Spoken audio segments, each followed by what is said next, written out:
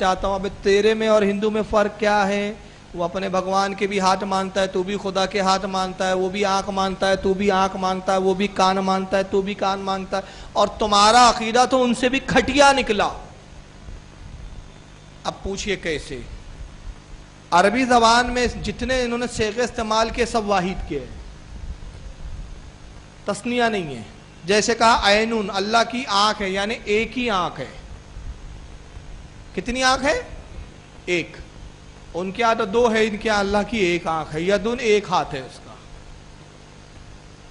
اب دیکھیے ہندو سے گیا بھی عقیدہ ہوا کہ نہیں، کہ ہندوؤں نے تو کم سے کم یہ کیا، غیر مسلموں نے، انہوں نے کہا دیکھو یار، ایشور جو ہم اپنے ذہن میں بنا رہے ہیں، انسان سے تھوڑا گریٹ ہونا چاہیے۔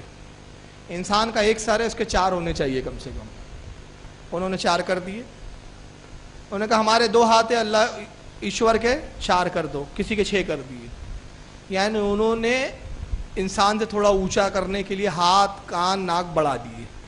مگر ان کا حال یہ ہے کہ انہوں نے انسان سے بھی کمی کر دی۔ انسان کی 2 آنکھیں، انہوں نے کہا اللہ کی ایک ہی آنکھ ہے، ایک ہی ہاتھ ہے۔ تو ان کا عقیدہ تو معاذ اللہ استغفر اللہ، اللہ سے بھی گیا، ہندوؤں سے بھی گیا بیتا نکلا۔ اب یہ تو تھی کتابیں آئی ہے، ابن تیمیہ صاحب کی کتاب ہے منہاج السنہ، یہاں ٹیبل پہ رکھی ہوئی ہے۔ اس کی جلد نمبر 2 صفحہ 26، اس کے حاشیے پہ ابن تیمیہ کیا لکھتے ذرا سنیں۔ ان کے علامہ ابن تیمیہ کہتے ہیں لِأَنَّ الْحَيُّ الْقَيُّومُ يَفْعَلُ مَا يَشَاءُ، کہتے ہیں اور اللہ تعالیٰ حی ہے، زندہ ہے، اور ہمیشہ سے ہے زندہ ہے، ہمیشہ زندہ رہیں گا۔ یہ تو عقیدہ ہمارا بھی ہے کہ زندہ اور ہمیشہ زندہ رہیں گا۔ ٹھیک ہے، یہاں تک آگے لکھتے ہیں یفعل ما یشاء، وہ جو چاہتا ہے کرتا ہے۔ وَيُتَحَرِّكُ إِذَا شَاءَ، اور وہ جب چاہتا ہے حرکت کرتا ہے، ہلتا ڈلتا ہے۔ یتحرک کے معنی ہلنا ڈلنا، وہ جب چاہتا ہے اللہ ہلتا ڈلتا ہے، یعنی تخت پہ بیٹھا ہوا ہے پھر ہلتا ڈلتا بھی ہے، یوں یوں یوں متحرک ہوتا ہے معاذ اللہ۔ وَيُقْبَسُ، اپنے آپ کو سمیٹ لیتا ہے۔ وَيُبَسْطُ، اپنے آپ کو پھیلاتا ہے۔ وَيَقُومُ، اور اڑ جاتا ہے۔ وَيُجْلِسُ إِذَا شَاءَ، اور جب چاہتا ہے بیٹھ جاتا ہے۔ یعنی اللہ یہ کرتا ہے کہ عرش پر بیٹھ کے کبھی کبھی ہلنے ڈلنے لگتا ہے، پھر کبھی موڈ ہو گیا اللہ کا تو پھلا لیتا ہے اپنے آپ کو، پھر کبھی اپنے آپ کو سکاڑ لیتا ہے، کبھی اڑ جاتا ہے، کبھی بیٹھ جاتا ہے۔ بتائیے یہ اللہ ہے؟ کیا یہ توحید کا عقیدہ ہے؟ ارے آپ ایسا لگ رہا سو رہے ہیں، سو رہے تو نہیں ہے نا؟ بتائیے یہ توحید کا عقیدہ ہے؟ یہ اللہ کو ماننا ہے؟ جن کی توحید خود اتنی گندی اور نابکار ہے معاذ اللہ، ان کو کیا حق پہنچتا ہے کہ ہم قبروں پہ اور مزاروں پہ جائے تو ہمیں مشرک کہے؟ وہ پہلے یہ اپنے عقیدے کی اصلاح کرے۔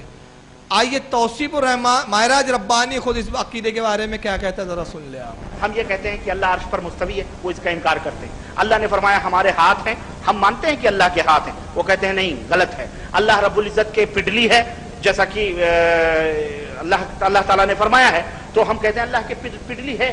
اب وہ کیسے ہے کیا ہمیں نہیں معلوم، یہ اللہ کی صفت۔ اللہ تبارک تعالیٰ کے چہرہ ہے، قرآن میں موجود ہے، ہم مانتے ہیں۔ اللہ کے نبی نے جو صفات بتائے ہیں اللہ تعالیٰ اللہ کے بارے میں، اور اللہ نے اپنے بارے میں جو صفات بتائے ہیں، ہم بغیر کسی تعویل اور بغیر کسی تعطیل اور بغیر کسی تشبیہ کے ہم اس کو مانتے ہیں۔ کہتا ہے ہم بغیر تشبیہ، بغیر تعویل، بغیر تعطیل کے مانتے ہیں۔ اللہ کا چہرہ ہے، ہاں اللہ کا چہرہ ہے۔ اللہ نے کہا ہاتھ ہے، ہاتھ ہے۔ پنڈلی ہے، ہم اللہ کی پنڈلی بھی مانتے ہیں۔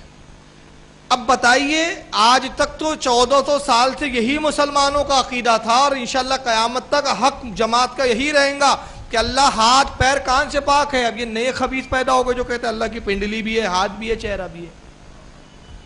تو پھر ہندوؤں نے کیا بگاڑا ہے بھائی؟ پھر وہ کس بنا پہ مشرک ہے؟ اگر وہ بھی اپنے خود ایشور کا، بھگوان کا، اللہ کا چہرہ ہاتھ پیر مانتے تو انہوں نے پھر بگاڑا کیا ہے؟ پھر ان کو کیوں مشرک کہا جا رہا ہے؟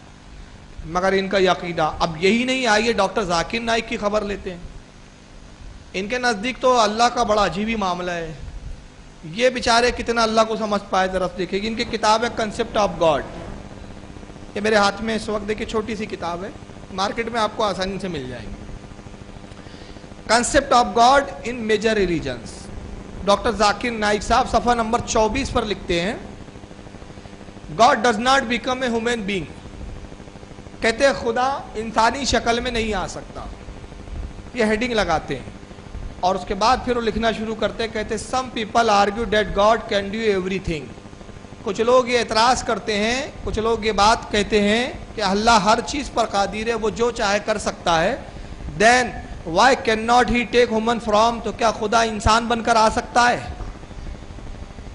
اب ڈاکٹر صاحب سے کسی پاگل نے پوچھ لیا, یہ ایک پاگل سے دوسرے پاگل نے پوچھا کہ اللہ ہر چیز پر قادر ہے, تو پاگل ڈاکٹر صاحب یہ بتائیے کہ اللہ جب ہر چیز پر قادر ہے تو انسان بن کر زمین پر آ سکتا ہے؟ تو ڈاکٹر صاحب نے جواب دیا if God wishes he can become a human being, اگر خدا چاہے تو وہ انسان بن کر آ سکتا ہے, وہ قادر ہے, اگر اس کا موڈ ہو جائے آ جائیں گے انسان بن کر.